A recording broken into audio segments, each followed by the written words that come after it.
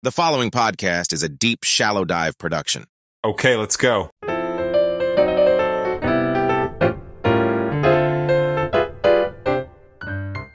All right. Are you ready? Are you ready for part 3? Hey, everybody. Ray Star, Deep Shallow Dive, Thursday. And, oh, man. This situation definitely, honestly, it's thrown my compass. I think I used compass yesterday when I talked about it, but man, I thought I was getting it, and then certain things happened, which I'm going to talk about in a second, that continue to, I guess, confuse me a little bit. And if anybody out there, maybe understands this better than I'm trying to explain it, again, would love to hear from you. You can get in touch with me through the socials. If you know me and have my cell phone number, then you actually really know me. So feel free to hit me up there. Or if you don't know me, deepshallowdive@gmail.com. That's the email.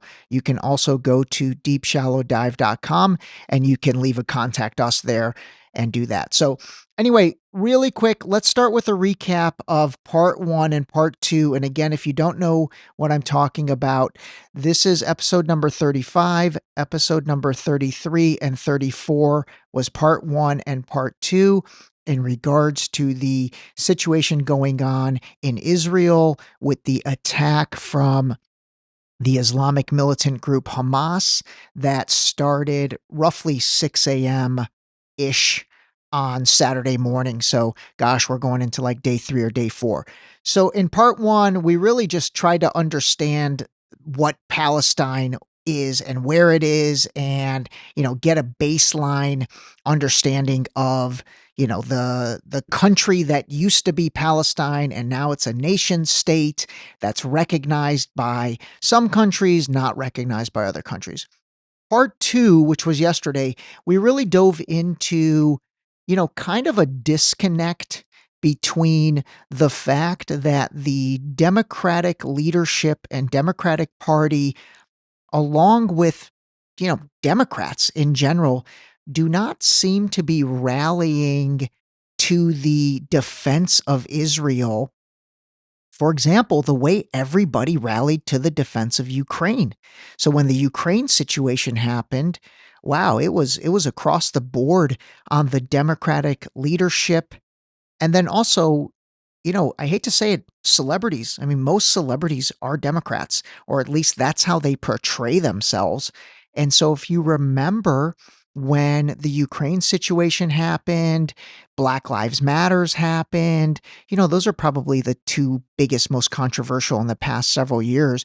But these guys were everywhere. They were everywhere. They were leading the charge.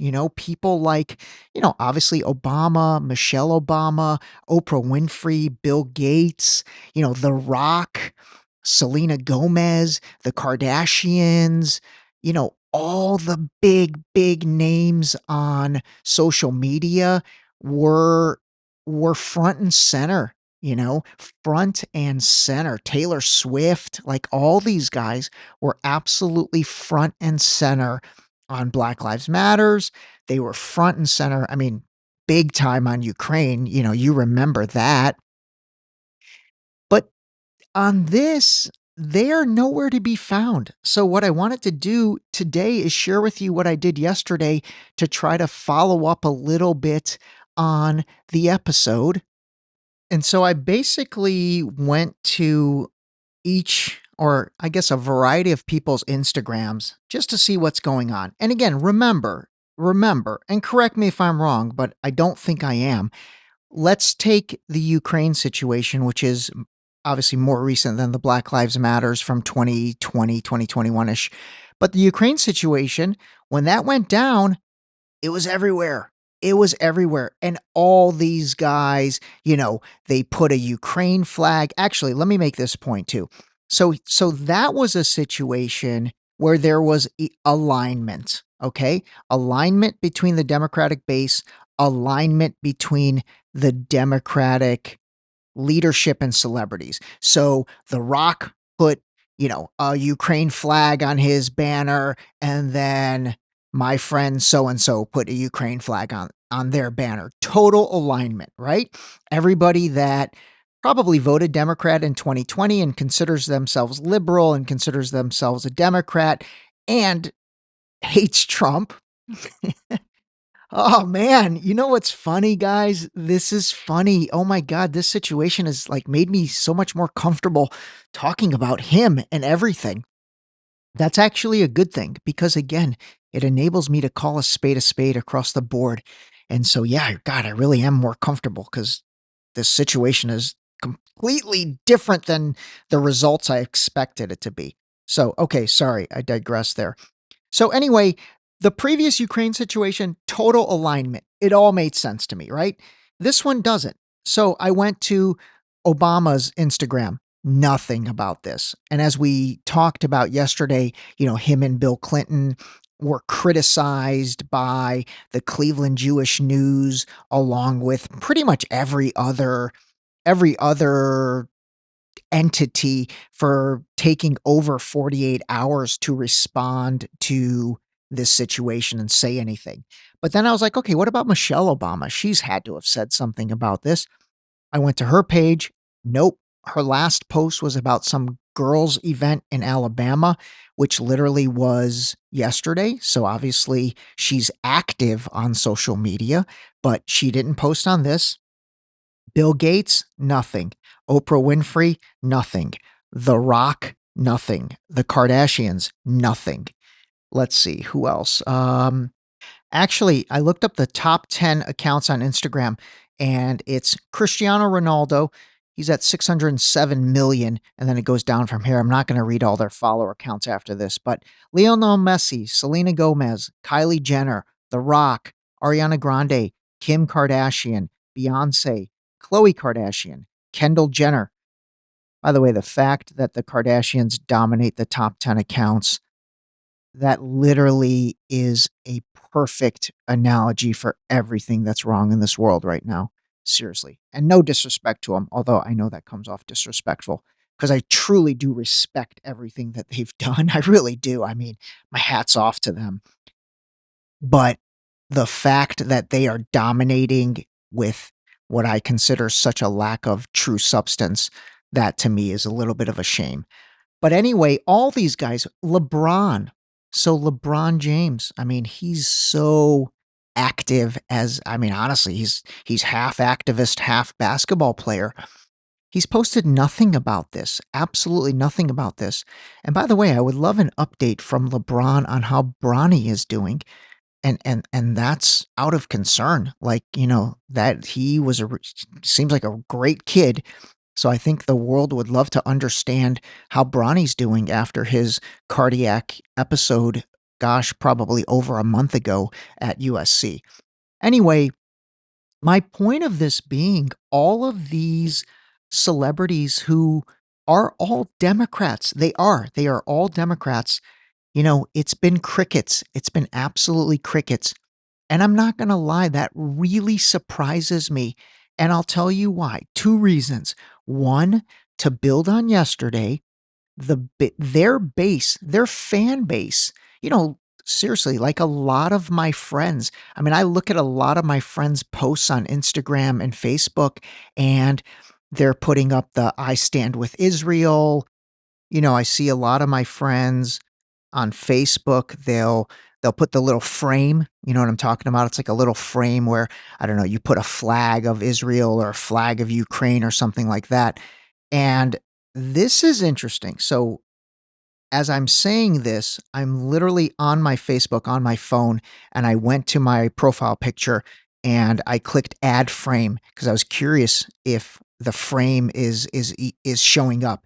And the popular frames, the ones that it shows me initially is climate action, friend of earth, love the earth, climate steward. Those are the first four that are suggested.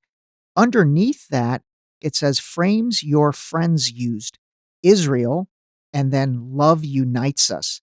So That's pretty interesting. You would think that the Israel frame would be the first one, not not scrolling down, literally.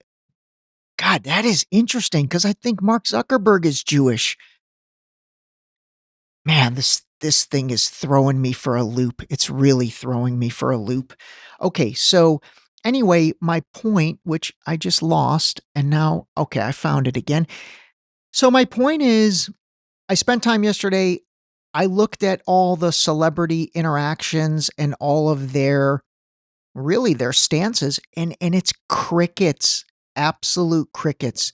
And so the question becomes, and I really do pose this question to my friends, or not even my friends, to anyone that is a liberal Democrat and is outraged by what's going on in Israel. How do you feel about this? These are people that honestly you guys support and worship in many cases, as sad as that is to say.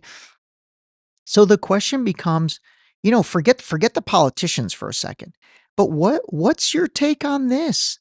What is your take on all the people on the celebrity side that you revere not supporting this cause?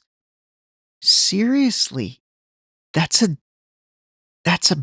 very important question. If this came down to a one question ballot in 2024, and you know that the Republicans, which by the way, most of this episode is going to be about the Republicans, and I'm going to play some clips for you and some things to listen to and, understand the relationship the Republicans have with Israel, Nikki Haley, Donald Trump, Kevin McCarthy, Lindsey Graham, all these guys. I've got a great clip from Tucker Carlson that I'm going to play.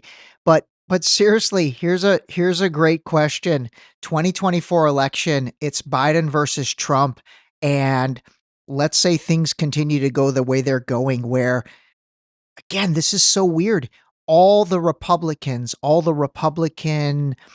influencers and politicians, I'm going to play a clip from Ben Shapiro for you.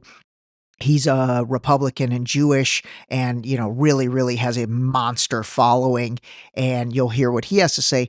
But what are you gonna vote? If you're a Democrat, and let's consider it like a one question ballot, so to speak, but, like, are you gonna vote for your fellow Democrats and Biden when everything they're doing right now is not really supporting Israel? God damn, that's a good question. Seriously, like, all the people who have such a visceral hate for Trump, but then Trump's the guy that is like defending Israel, and your number one issue is Israel. Are you going to vote for Trump?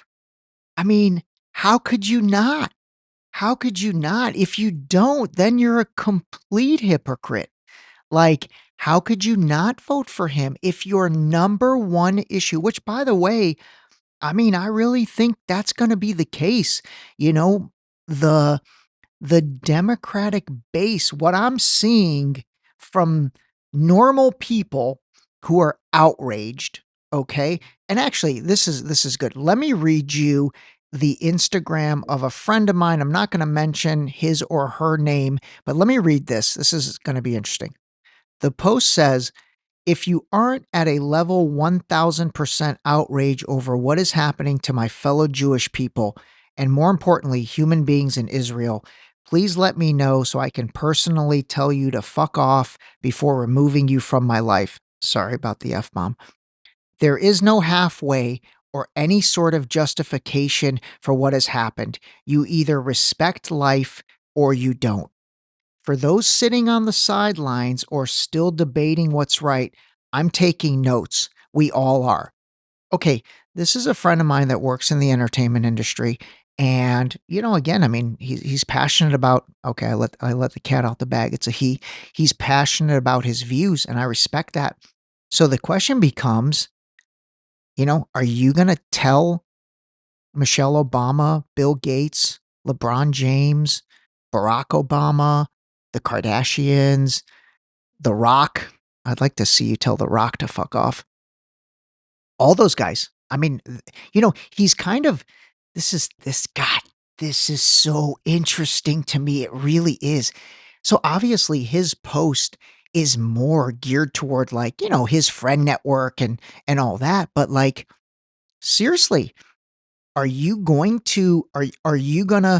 put your money where your mouth is on that? And are you gonna stop supporting all those celebrities? You know? And by the way, this is somebody that I always kinda joke with them. I do. I'm like, "God, you are a star, you know what?" There's an expression, it rhymes with star plucker, but it is not plucker.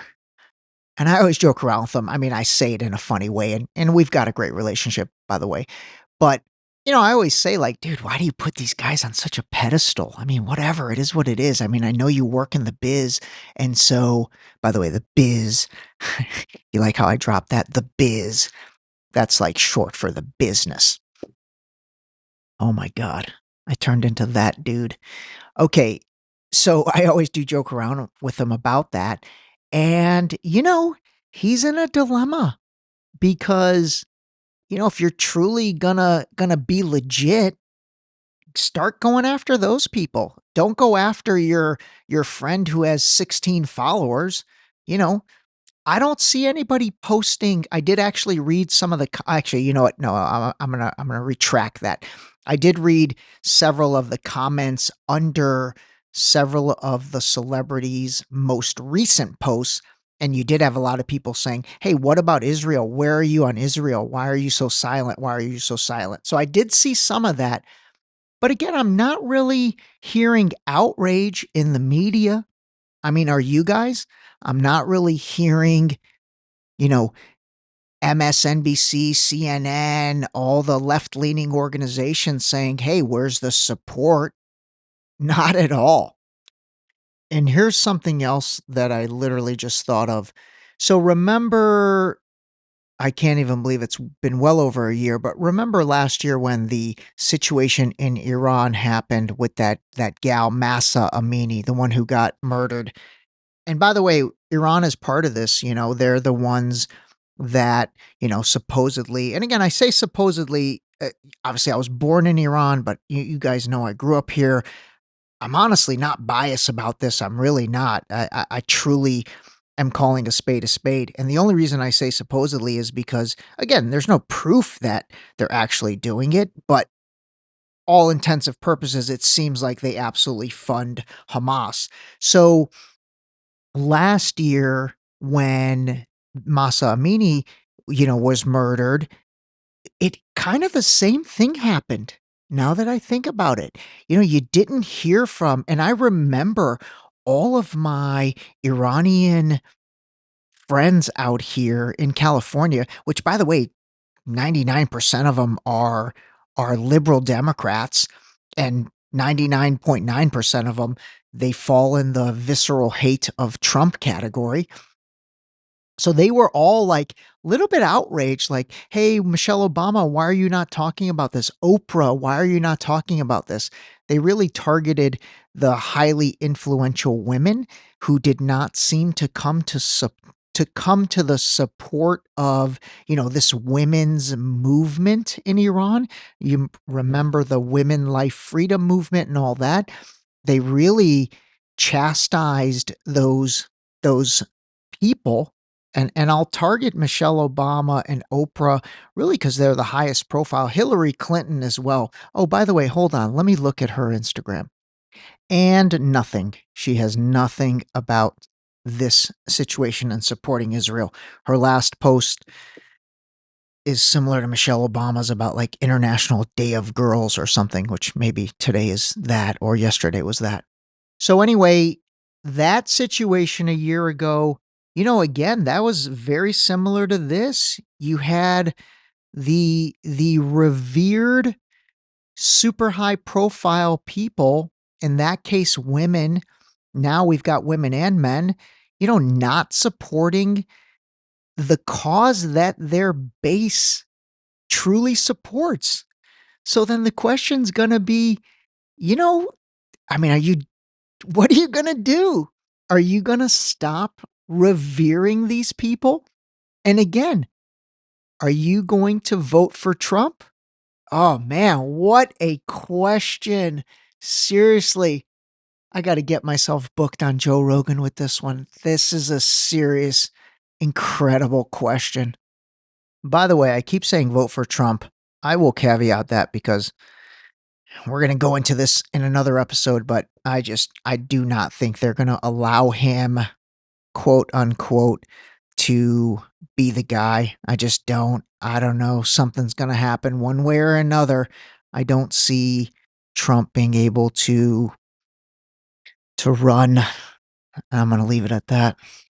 All right, let me play for you some things and let's shift gears a little to the Republican side. And I'm going to start out by saying, as you saw in the cover art image of this episode, and remember, the cover art is that little square that shows up when you put your episode into either Spotify or Apple or wherever. There should be a square artwork that shows up. And in today's, you could see it's Trump and Netanyahu basically palling around. And this is actually super funny. So I was looking for an image to use for that. And so I typed in Trump Netanyahu. And oh my God, the bro fest of images between these guys was hilarious. And the funniest part was there's like images of Trump and Netanyahu where they're like fist bumping, they're bro hugging, the bro hug where you sort of tilt your hand 45 degrees and you kind of smack hands and then you pull each other in and then you pat each other on the back, the bro hug. There's images of them bro hugging. And then this is the funniest one. There's images of in a bro hug, and then Trump is pointing to Netanyahu, very similar to how like you see boxers sometimes in pictures pointing to their whoever they're taking a picture with, or you see people, the cool kids, they're pointing to whoever takes their picture. It's pretty hilarious. But here's some other ones, tons of pictures of former Speaker Kevin McCarthy, who again got fired on his day off, with Netanyahu. Nikki Haley, I'm going to play something for you from her. She is like all over the place with Netanyahu. And by the way, all over the media with Netanyahu. And I think that there is an effort being made to propel Nikki Haley into the Republican nomination. I really do. And then here's the funniest one, Marjorie Taylor Greene. If you don't know who that is, she's a very outspoken Republican. I think she's a congresswoman, or maybe she's a senator. I don't even know. Anyway, she is hated by the liberals, the Democrats. Like she's kind of the one they make the most fun of and really go after the most. So here's something funny. So she is like, she's got pro-Israel everything, everywhere, all the time. So then the question becomes, okay, so do you guys now like her for that? You know what I mean? I hope this is making sense. I guess the overall disconnect that I'm trying to convey. I really hope it's making sense. All right, let's start off with this. This is Megyn Kelly, another very popular kind of Republican media personality, along with Ben Shapiro. And Ben, again, like I said, very, very large following. He's Jewish and a strong Republican conservative voice. Give this a listen.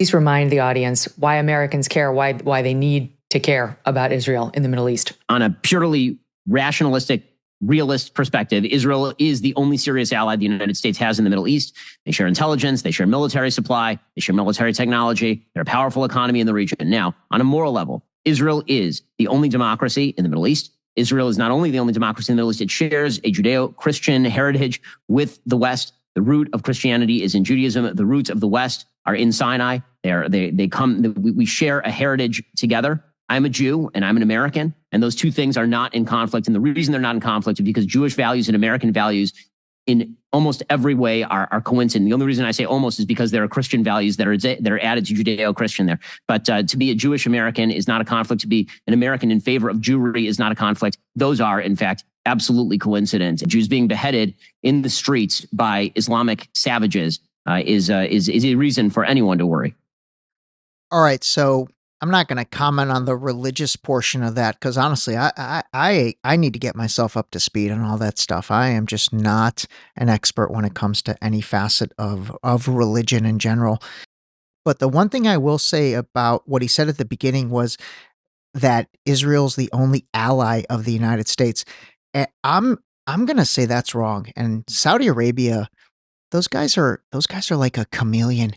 They are everybody's ally when they want to be, and everybody's, I guess, not ally when they want to be. And it's because of oil. This comes all back to oil. So there's no way Saudi Arabia and the United States are not allies. And that also goes back to the petrodollar. You know, you buy oil from Saudi Arabia, you have to pay and settle the transaction in US dollars. So again, digress. I'm going to get into that petrodollar episode. I promise I will. But anyway, so that was Ben Shapiro. And then next I want to play for you. This is a reporter from Breitbart News. Breitbart News, very right-leaning organization. Their owner is Jewish, and give this a listen. And this I was trying to find something to answer one of the questions that I wanted to answer, which I posed yesterday and also in part one, which was, how did this even happen? How did a bunch of low-level, low-tech, Arab people fly hang gliders, literally hang gliders, and come into Israel and penetrate the Iron Dome, which is supposed to be the most incredible defense system ever? How is it that the CIA and Mossad, the two organizations that, again, supposedly are so dialed into everything, how did they not sniff this attack out? So give this a listen, and then we'll talk about it. Hello, this is Joel Pollack, and I've been covering the war between Palestinian terrorist group Hamas and the State of Israel. Many people are asking how Hamas was able to breach Israel's defenses and carry out a massive terror attack that has killed, as of Monday, October 9th, upwards of 800 Israelis. What we know so far from various reports is that Hamas was able to use drones to take out Israeli observation posts along the Gaza border fence. They then cut holes in the fence and used the temporary blindness of Israeli intelligence and military forces to sneak fighters through those gaps. They widened the gaps with bulldozers so they could drive vehicles through them. And then they also jammed the communications equipment of a nearby Israeli base that they had attacked. So Israel was unable to see what was happening and was unable to communicate what was happening once it started. When Hamas reached its carefully chosen targets, which included not just civilian towns, but also a music festival and several kibbutzim, which are collective farms, they simply went house to house, person to person, murdering whoever they could, kidnapping, abusing women, children, the elderly. And Israel was slow to respond, again, because of the communications blackout, but also homeowners couldn't respond because very few Israelis owned their own firearms.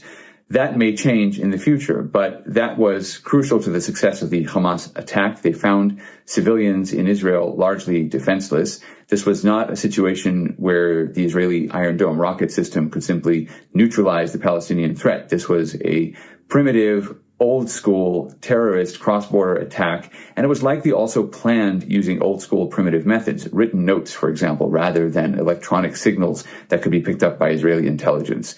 This was also probably helped along by Iran. And if you look at the drone technology, Iran has been using drones with Russia in the war against Ukraine. And it's likely that Palestinian Hamas terrorists were trained in the use of those drones by the Iranians. And in fact, Iranian special forces may have helped Hamas used those drones to take out the observation boats, even to attack Israeli tanks. Hamas also tried to use tunnels underneath the ground to infiltrate Israeli communities, and they're still trying to do so, apparently. All right. Wow, a couple really interesting things there. One was how he talked about the lack of firearms for the people. Think about that. Second Amendment, lack of firearms for the people. And now are they trying to enable firearms? I don't know what the gun laws are in Israel, but it sounds like they're probably not what they are here, meaning their people were not armed, therefore could not protect themselves. Think about that. Interesting. And then the other thing, I don't know, man, this doesn't make sense to me, but maybe it's true. I don't know. The primitive old school. He talked about written notes, digging tunnels, you know, that that seems a little goofy. That does. That seems a little goofy. I'm seriously getting 9/11 vibes on all this. And by the way, that's all over the news. This is not a Ray D hot take. It is literally being talked about everywhere in terms of, on the Israeli side, they're saying this is our 9/11, this is our 9/11. That comparison is being made like all over the place. You know, to me, when he says they're the primitive attack means instead of technology, they were passing written notes. Obviously that supports those 9/11 vibes, but I don't know. That seems very far-fetched to me. It just does. So as you can see, whether it's Republican leadership or the Republican media, these guys are really behind Israel, and they're really behind Israel in a very loud way right now, and a very vocal, both audio wise and visual wise, like they're really supporting what's going on and supporting Israel. So here's another thing. Back in July of this year, the Israel Heritage Foundation awarded Trump the Crown of Jerusalem. So this was like, you didn't hear much about this, but I know it was a big deal. And so let me read this. Quote, "We all have great gratitude to this person, Rabbi David Katz, executive director of the Israel Heritage Foundation, said from the podium, gesturing toward former U.S. President Donald Trump at his right. Quote, "This is a person that doesn't care only for himself, but cares for the entire world," close quote or unquote.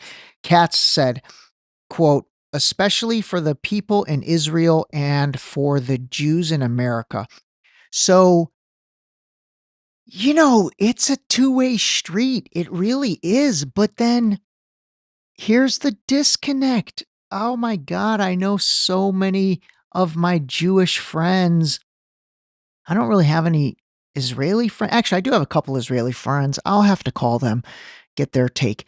But my Jewish American friends, they hate Trump, like viscerally, especially like the Persian Jewish community, which is big here in Southern California.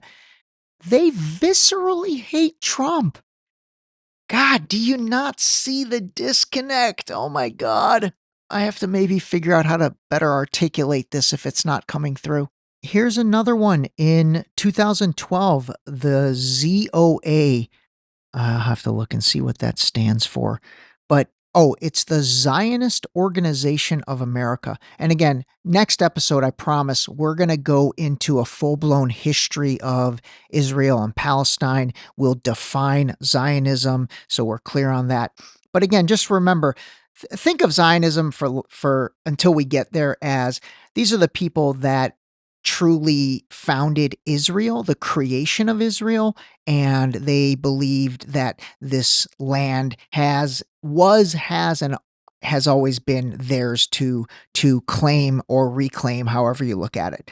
But basically, these guys in 2012, it says Zionist Organization of America honors Trump, hails him as, quote, the best friend Israel's ever had in the White House, close quote. Or is it unquote? I got to figure out how to say that. Anyway, so, okay, so that is that whole thing. Hopefully by now you realize what I guess friendship and support relationship there is between Republicans and Israel. Now, again, I'm still researching why, what is the backdrop of that. But again, what's crazy is the disconnect, the total disconnect. And I will say, after reading under comments, under posts, again, the disconnect applies here as well.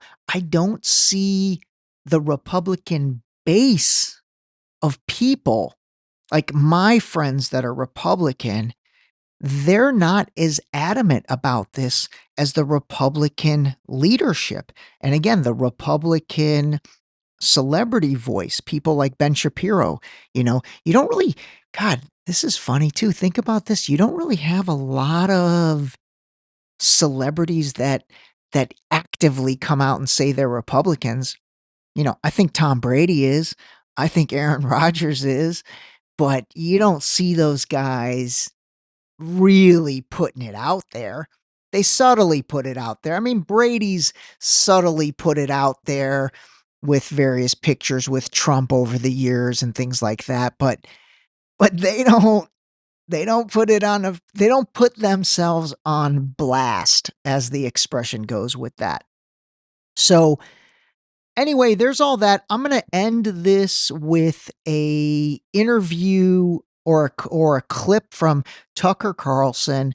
And, I know a lot of you might not like Tucker Carlson. Seriously, I really do think a lot of maybe my current listener base might not like Tucker Carlson. But I'm telling you, again, kind of like I said about Joe Rogan, if you say, "Oh man, I hate Tucker Carlson, he's a blah blah blah," have you ever listened to him? I mean, really, have you ever listened to a segment? Because I will say, I've listened to him for the past, ever since COVID started, I listened to him.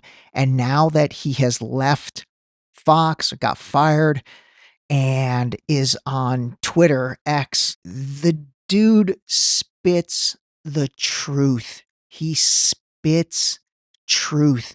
He's the GOAT. He really is the GOAT. And again, if you're rolling your eyes, listen to him. And if you want specific things to listen to, let me know and I'll let you know. But you know what's funny? I did this with a few friends. You can basically take any episode, anything he's talked about, and it's going to be good and it's going to be legit. And even if you don't agree with it, try and separate the personality from the content. So give this a listen. So there's a lot at stake in how we encourage Israel to respond to the horrifying Hamas attacks. Wisdom and long-term thinking are essential, but you will not be surprised to learn that is not what we are getting. Watch this person, for example, who happens to be the media's pick for President of the United States. Quick interjection. So he's talking about Nikki Haley. I don't know why he didn't mention her name, but this is Nikki Haley. This is not just an attack on Israel. This is an attack on America because they hate us just as much. And what we have to understand is this is the reason that we have to unite around making sure our enemies do not hurt our friends. America can never be so arrogant to think we don't need friends, just like we needed them on 9/11. That's why Ukraine needs us when Russia's doing this. That's why Israel needs us when Hamas and Iran are doing this. And I'll say this to Prime Minister Netanyahu, finish them. Finish them. Hamas did this. Iran's behind it. Finish them. They should have hell to pay for what they've just done. This was an attack on America, she says, when in fact it was not. And for that reason, we must, quote, finish Iran, a nation of nearly 90 million people. What are we watching here? This is not sober leadership. She's a child, and this is the tantrum of a child, ignorant, cocksure, bloodthirsty. Yet no one in Washington scolded her for it. In fact, they aped her hysteria. Here's fellow neocon Lindsey Graham just spelling it out and calling for the bombing of Iran. So I've been on the phone all day to the Mideast, and I've told our allies and people with connections to Iran what I would do I would tell Iran that if Hezbollah attacks Israel, we're going to come after you, the Iranians, and have a coordinated effort between the United States and Israel to put Iran out of the oil business by destroying their refineries. There are 4 major refineries in Iran. They're fixed targets. If Hezbollah attacks Israel, I would make Iran pay a heavy price. What exactly would happen to the United States if we declared war on Iran and started blowing up their infrastructure? Lindsey Graham has no clue what would happen. He hasn't thought it through. He's almost 70 years old and he has no children. He doesn't care. But neither, amazingly, do most of his colleagues in Washington. They're as reckless as he is. Texas Congressman Dan Crenshaw took to social media to call for what he described as a war to end all wars, as if there is such a thing. But of course, there isn't such a thing. Wars beget more war. The bigger the conflict, the uglier and longer lasting the consequences. See World War I for details. Honestly, if you can poke a hole in that, I'd love to hear it. And then the other thing is, Lindsey Graham, Nikki Haley, Dan Crenshaw. I mean, I've liked some of the things Dan Crenshaw's said over the years, but these guys are warmongers. We don't need war. We don't need that. You know, I know I got to do my military industrial complex. I promise I will get that done as soon as we finish this Israel Palestine segments. But all of those Republicans who really are advocating for that, I mean, that is horrible. Finish them, Nikki Haley's language. And again, this is not being biased because I'm from Iran originally. Like, that is not diplomacy. That is not how leadership should be talking. I don't care about anything else. That's not how adults handle situations, let alone volatile situations that could involve nuclear weapons that could get rid of all of us. Anyway, last thing, give a listen. This is an independent journalist I found, and I thought he did a nice job sort of summarizing Tucker's speech. Give this a listen. Nikki Haley is a spokesperson for the military-industrial complex. She profits off the more people that die in these wars. Not only does she lobby for Iran, it also works for the likes of Boeing and Raytheon. So like Tucker Carlson or not, he is 100% right in this scenario. Nikki Haley is a child, and it is an embarrassment to America that she is the media's choice for candidacy for the Republican Party. Anyway, everybody, I hope you can see I'm calling it out on both sides. The Democrats, the Republicans. I just want common sense. I want common sense to win. So anyway, if there's anything in this episode you can poke a hole in, let me know. Seriously, I am very good at taking feedback and then also acting on feedback and then also retracting things that, maybe I realize I said wrong. All right, man, almost 45 minutes, 43, but I hope it was a good 43. Call a spade a spade. Talk to you soon. Part 4 coming. This episode was brought to you by Boost Liquid Vitamins. Wake up, take your Boost, start your day. Drink your vitamins, build your immune system with Boost. Available on Boost.com.